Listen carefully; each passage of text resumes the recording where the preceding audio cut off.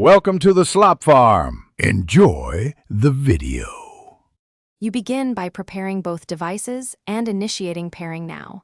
Turn on Bluetooth and location on your phone, then power the watch and keep them within 2-3 feet. Open the manufacturer's companion app on your phone. It usually prompts you to add a new device. Once prompted, tap Add or Pair and choose your watch model.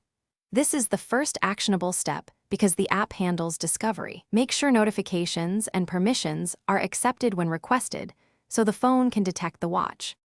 Once the phone detects the watch, select it in the app and compare the numeric code shown on both screens. Confirm they match to ensure a secure link.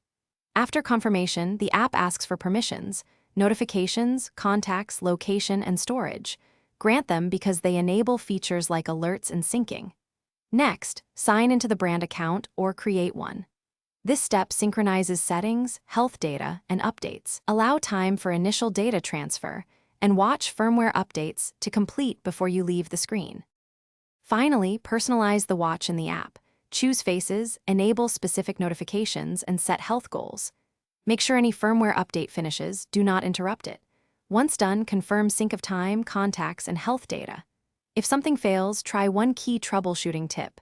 Restart both devices, toggle Bluetooth off/on, then reinitiate pairing. If that does not work, unpair and reinstall the companion app before pairing again. This clears corrupted settings and usually resolves persistent connection issues. Thanks for watching.